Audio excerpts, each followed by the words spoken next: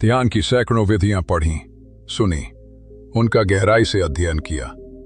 अध्ययन के बाद उनका अभ्यास भी किया, लेकिन फिर भी ध्यान नहीं लगता। ध्यान में कोई अनुभव नहीं होता। अगर आपके साथ भी बिल्कुल ऐसा ही होता है तो ये वीडियो आपके लिए है।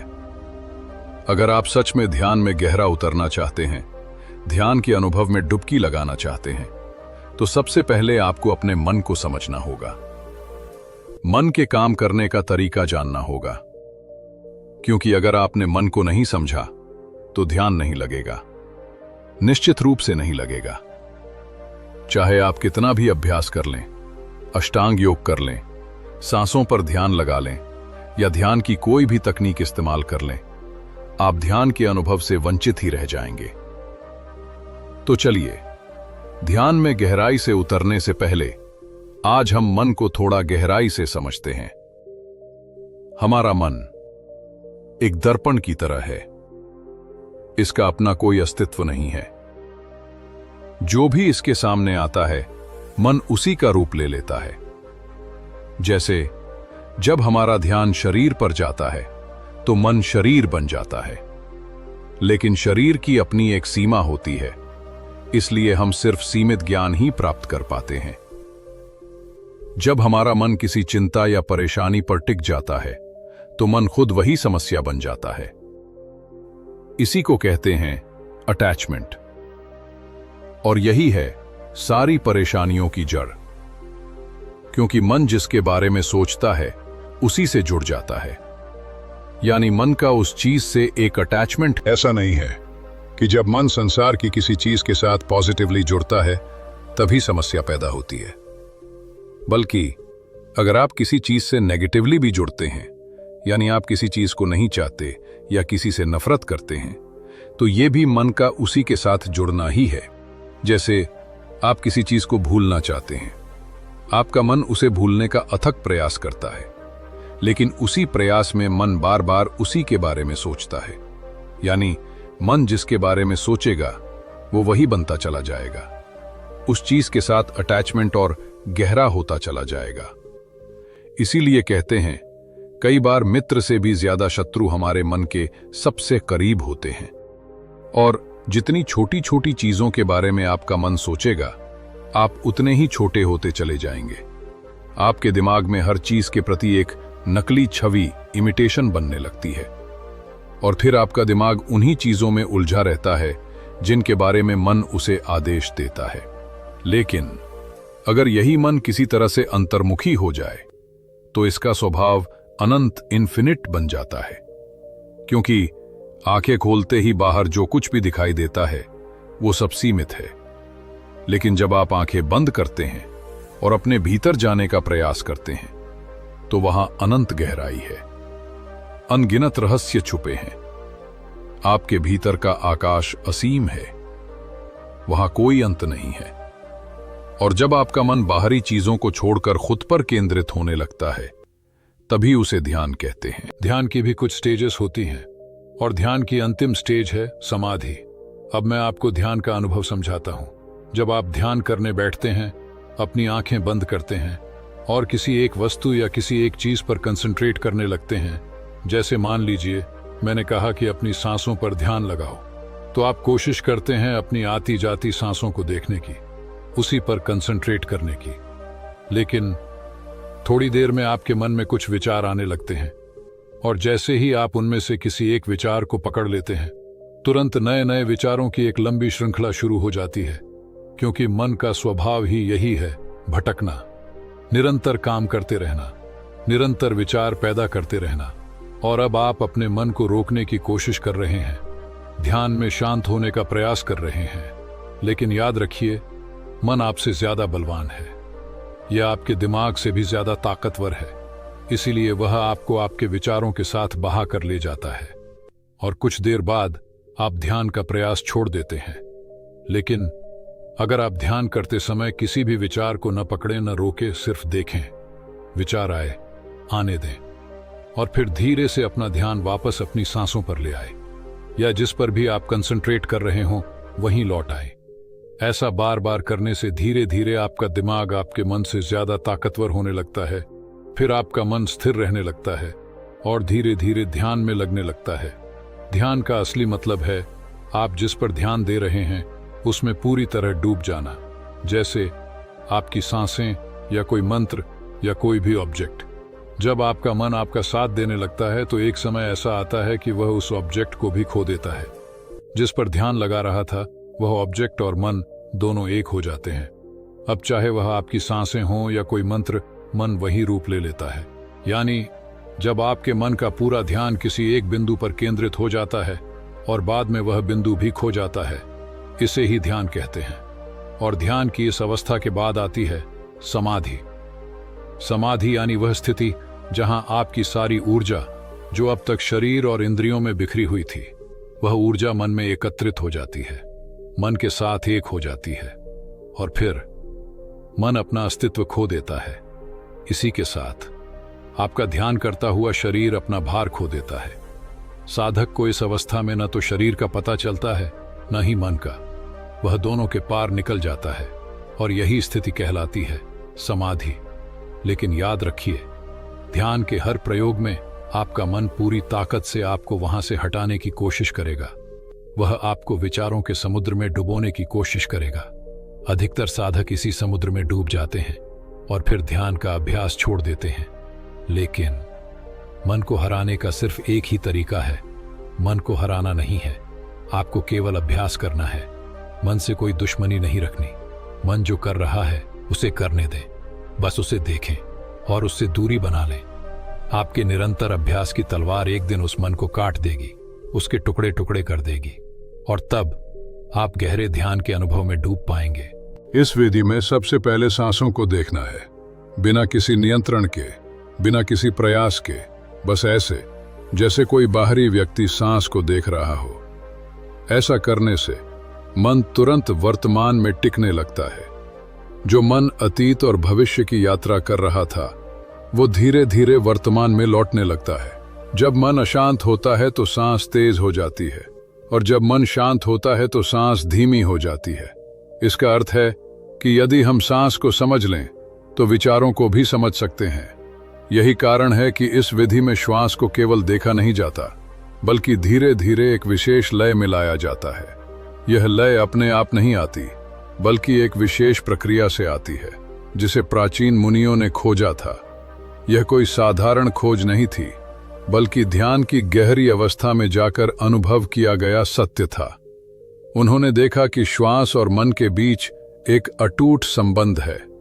जैसे ही श्वास को संतुलित किया जाता है, विचारों का प्रवाह स्वतः धीमा होने लगता है। लेकिन केवल श्वास पर ध्यान केंद्रित करना पर्याप्त नहीं है, उसमें एक विशेष लय लाना आवश्यक है।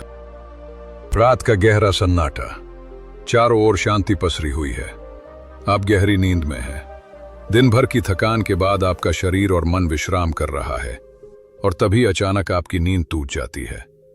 आप आंखें मलते हुए उठते हैं। एक अनजानी सी बेचैनी आपको घेर लेती है। आप घड़ी की ओर देखते हैं और हर बार की तरह सुइयां रात के 3 से 5 के बीच का समय बता रही होती हैं। नींद टूटने का कारण पेशाब जाने की तीव्र इच्छा। आप में से न जाने कितने लोग हैं जो हर रात इस अनुभव से गुजरते हैं। शायद आप इसे एक सामान्य शारीरिक प्रक्रिया मानकर टाल देते हैं। आप सोचते होंगे शायद रात को पानी ज्यादा पी लिया होगा या ये उम्र का असर हो सकता है। लेकिन क्या आपने कभी एक पल ठहर कर सोचा है क्यों? आखिर क्यों आपकी नींद हर बार इसी समय पर टूटती है? क्यों नहीं रात 12 बजे? क्यों नहीं सुबह 6 बजे? आज हम जिस रहस्य से पर्दा उठाने जा रहे हैं उसे जानकर शायद आपके पैरों तले जमीन खिसक जाएगी, क्योंकि ये कोई साधारण घटना नहीं है, बल्कि ये ब्रह्मांड की दिव्य शक्तियों का एक गहरा और रहस्यमयी संकेत है जो सीधा आपको भेजा जा रहा है। एक पुकार है, एक संदेश है, एक चेतावनी भी और एक अवसर भी। लेकिन अब तक आप इसे अनसुना करते आ रहे हैं, तो अब अपनी सांसें थाम लीजिए, क्योंकि आज आप जानने जा रहे हैं उस रहस्य को जो आपके जीवन को बदल सकता है। सुबह 3 बजे से 5 बजे के बीच पेशाब जाने के लिए आपकी नींद का खुलना दरअसल आपके प्रारब्ध, आपके भविष्य और आपकी आत्मा से जुड़ा हुआ एक अद्भुत संकेत है। ये एक सच है जिसे जानने के बाद आप कभी भी इस घटना को सामान्य नहीं समझ पाएंगे। हमारे प्राचीन वेद, पुराण और ग्रंथों में समय को सिर्फ घड़ी की सुई नहीं माना गया है। समय को एक जीवित शक्ति, एक ऊर्जा माना गया है। दिन के हर घंटे का एक अपना असर होता है, एक खास ताकत होती है। लेकिन इन सभी में जो समय सबसे पवित्र, सबसे शक्तिशाली और सबसे अद्भुत माना गया है, वो है ब्रह्म मुहूर्त। ये सुबह 3 बजे से लेकर 5 बजे तक का समय होता है। ब्रह्म का मतलब है परमात्मा और मुहूर्त का मतलब है समय, यानी ये वक्त है जिसे परमात्मा का समय कहा जाता है। इस समय सृष्टि को चलाने वाली ऊर्जा अपने सबसे ऊंचे स्तर पर होती है। रात का अंधेरा खत्म हो रहा होता है और दिन का उजाला अभी आया नहीं होता। ये दोनों के बीच का एक जादुई पल होता है। इसी समय देवी देवता, ऋषि मुनि और दिव्य आत्माएं सूक्ष्म रूप में धरती पर आती हैं। ब्रह्मांड की सबसे अच्छी, शुद्ध और शांत ऊर्जाएं हमारे आसपास मौजूद होती हैं। आपने महसूस किया होगा, इस समय की हवा कुछ अलग लगती है। हवा में ठंडक और ताजगी होती है। पक्षी चहकना शुरू कर देते हैं। यह समय सिर्फ शांत नहीं, बहुत खास होता है। अब आप सोच रहे होंगे, इसका आपकी रात में नींद टूटने और पेशाब जाने की इच्छा से क्या रिश्ता है? रिश्ता बहुत गहरा है। जब यह दिव्य ऊर्जा आपसे जुड़ना चाहती है, आपको कोई संकेत देना चाहती है, तो वो सीधे बात नहीं करती। वो आपके ही शरीर को माध्यम बनाती है। आपको नींद से जगाने के लिए वो आपके शरीर में पेशाब की इच्छा पैदा कर देती है ताकि आप उठें। ये कोई बीमारी नहीं है, ये कोई गलती नहीं है। ये एक संकेत है, ये एक दिव्य अलार्म है जो आपको हर रात कहती है, उठो, जागो, मैं तुमसे कुछ कहना चाहता हूं।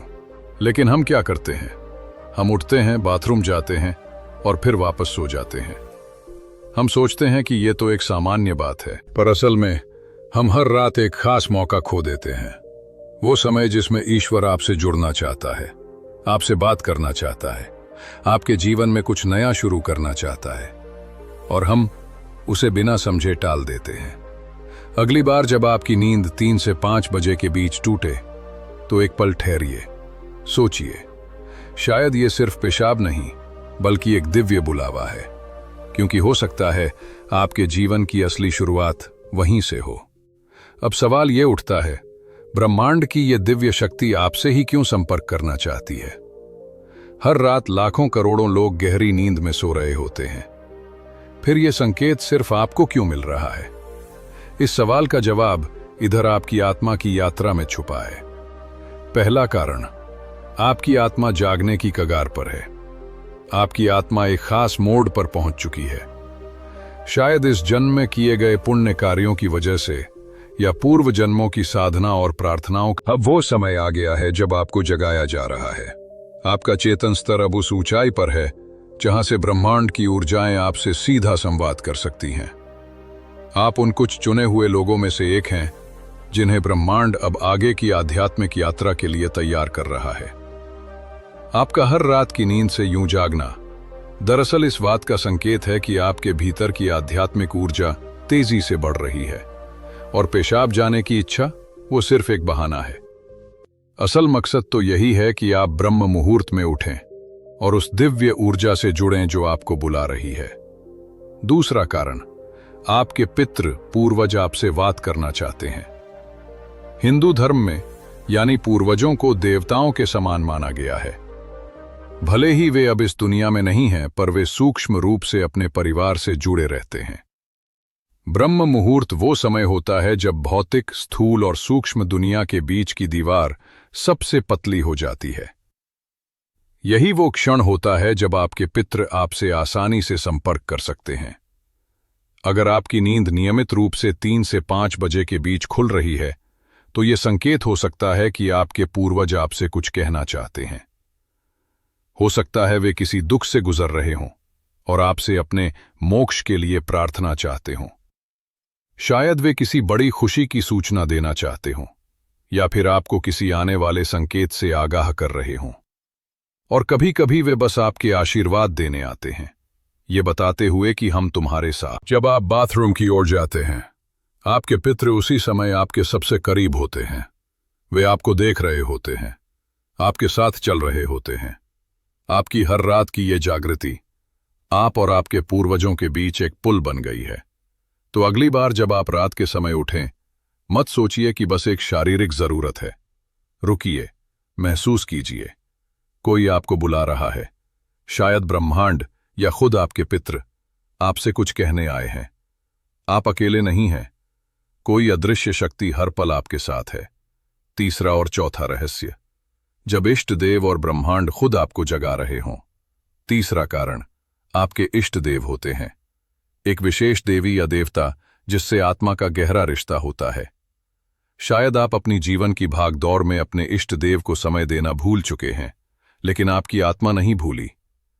जब आप ब्रह्म मुहूर्त में जागते हैं तो यह सिर्फ संयोग नहीं होता।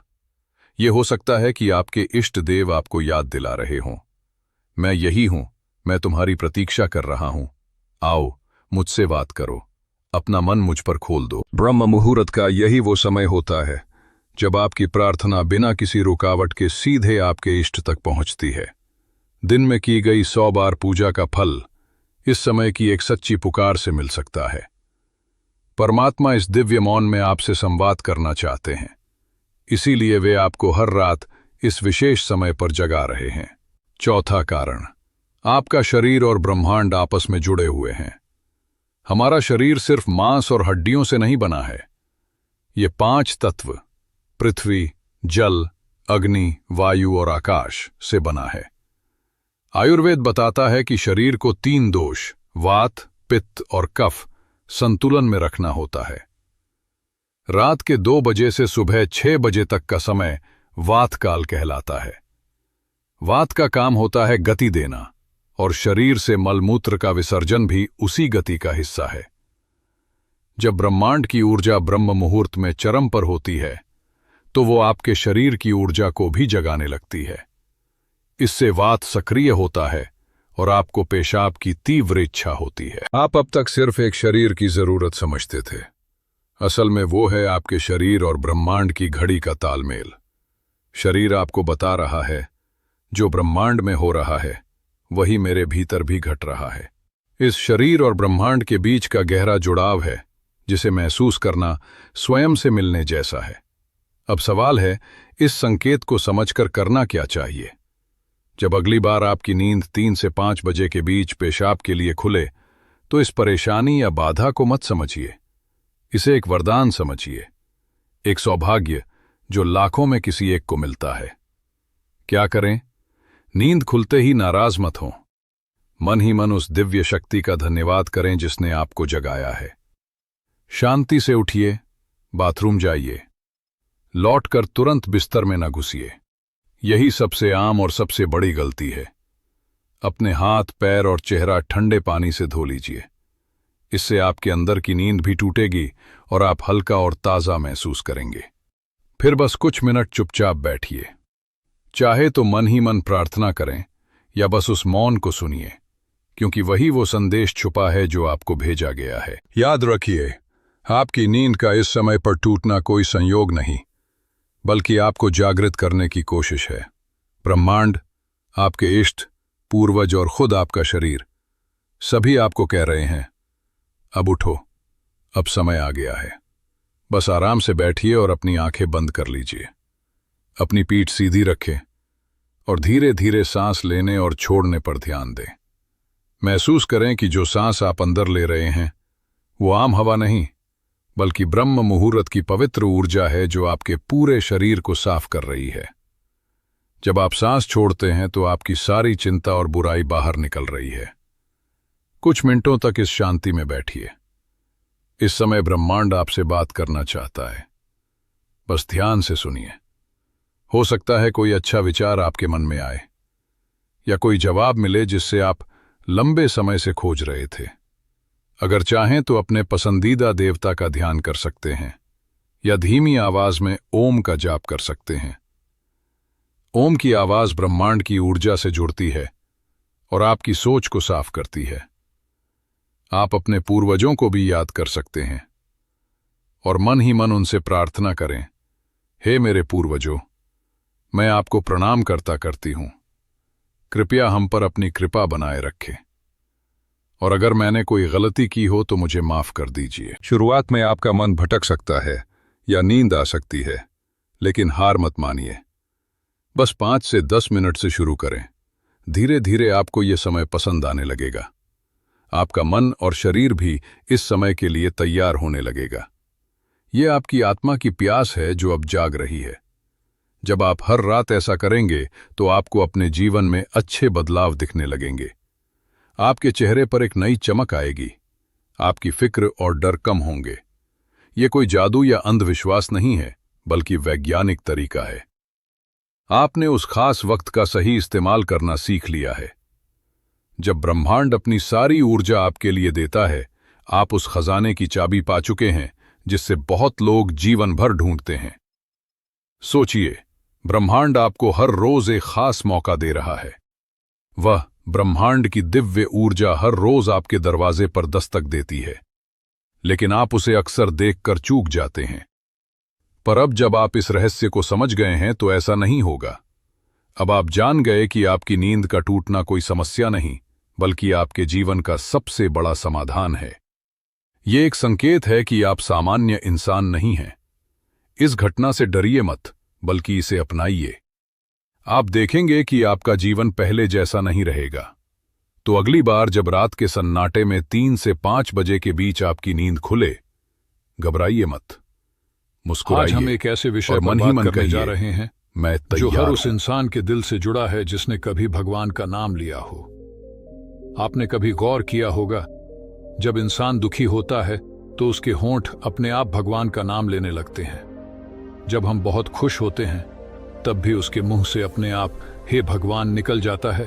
यह सिर्फ शब्द नहीं है, बल्कि आत्मा की पुकार है। हर धर्म, हर संस्कृति ने एक बात जरूर कही है कि ईश्वर के नाम में शक्ति है, और जब हम उस नाम का जप करते हैं तो वह शक्ति धीरे धीरे हमारे जीवन को बदलने लगती है। लेकिन सवाल यह है कि कैसे पहचाने कि हमारा नाम जप सच में असर कर रहा है या हम बस यूं ही कर रहे हैं। क्या कोई संकेत, कोई लक्षण मिलते हैं जिससे हमें यकीन हो जाए कि भगवान ने हमारी पुकार सुन ली है? दोस्तों, इसका उत्तर है हाँ। अगर आप ईमानदारी से, श्रद्धा के साथ नाम जप करते हैं तो जिंदगी में कुछ खास लक्षण दिखने लगते हैं। यह लक्षण आपको बताते हैं कि आपकी साधना व्यर्थ नहीं जा रही, बल्कि भगवान की कृपा धीरे धीरे आपके जीवन में उतर रही है। आज की इस यात्रा में हम इन्हीं लक्षणों पर चर्चा करेंगे। लेकिन याद रखिए, यह कोई किताब की बातें नहीं हैं, यह अनुभव से निकली हुई बातें हैं। वह अनुभव जो सदियों से साधक साझा करते आए हैं। दोस्तों, जिंदगी का सफर आसान नहीं है। हर इंसान कभी ना कभी ऐसे मोड़ पर आता है जब लगता है कि अब कोई सहारा नहीं है, कोई रास्ता नहीं है। उसी पल आत्मा की गहराई से एक पुकार उठती है, हे प्रभु मेरी मदद करो। और बस वहीं से शुरू होता है नाम जप का असली महत्व, क्योंकि ईश्वर का नाम ही वह शक्ति है जो टूटे हुए दिल को जोड़ देता है, बिखरे हुए इंसान को संभाल लेता है और अंधेरे में भी उम्मीद की किरण दिखा देता है। लेकिन जब हम नाम जप शुरू करते हैं तो सबसे बड़ा सवाल यही आता है, क्या सच में असर हो रहा है या मैं बस मन ही मन शब्द दोहराता जा रहा हूं? दोस्तों, असर होता है, और असर के लक्षण बहुत साफ नजर आने लगते हैं। आज हम इन्हीं लक्षणों की बात करेंगे ताकि आपको भरोसा हो कि आप जिस राह पर हैं वह सही है। पहला लक्षण, मन का बोझ हल्का होना। जब इंसान जीवन की समस्याओं से दबा होता है तो उसका चेहरा थका हुआ और मन उदास रहता है। लेकिन जैसे ही नाम जप असर करने लगता है तो आपको बिना कारण हल्कापन महसूस होगा। आपको लगेगा जैसे कोई अदृश्य हाथ आपके कंधों से बोझ हटा रहा है। पहले छोटी सी परेशानी भी पहाड़ जैसी लगती थी, लेकिन अब वही परेशानी आपको छोटी लगने लगेगी। आपके चेहरे पर एक सहज मुस्कान रहने लगेगी, चाहे हालात कितने भी कठिन क्यों ना हो। यह संकेत है कि भगवान आपके भीतर से नकारात्मकता निकाल रहे हैं। नाम जप ने आपके दिल के बोझ को हल्का कर दिया है। दूसरा लक्षण, गुस्सा और चिड़चिड़ापन कम होना। पहले जरा सी बात पर गुस्सा आ जाता था, छोटी सी गलती पर चिड़चिड़ाहट होने लगती थी। लेकिन जैसे ही नाम जप असर करने लगता है, अचानक आपको महसूस होगा कि पहले जहां आप तुरंत फट पड़ते थे, अब वहीं आप शांत रहते हैं। पहले आपको गुस्से में पछताना पड़ता था, अब वही हालात आपको समझदारी से सुलझते दिखेंगे। यह कोई साधारण बदलाव नहीं है। यह इस बात का लक्षण है कि भगवान का नाम आपके स्वभाव को शुद्ध कर रहा है। तीसरा लक्षण, अकेले में भी शांति महसूस होना। इंसान को सबसे ज्यादा डर अकेलेपन से लगता है, लेकिन जब नाम जप असर करने लगता है तो अकेलापन भी प्यारा लगने लगता है। आपको अपने ही मन की खामोशी में शांति महसूस होगी। आपको लगेगा कि कोई भीतर से आपका साथ दे रहा है। वह भीतर की आवाज कहेगी, चिंता मत करो, मैं तुम्हारे साथ हूं। दोस्तों, यही तो नाम जप की सबसे बड़ी शक्ति है।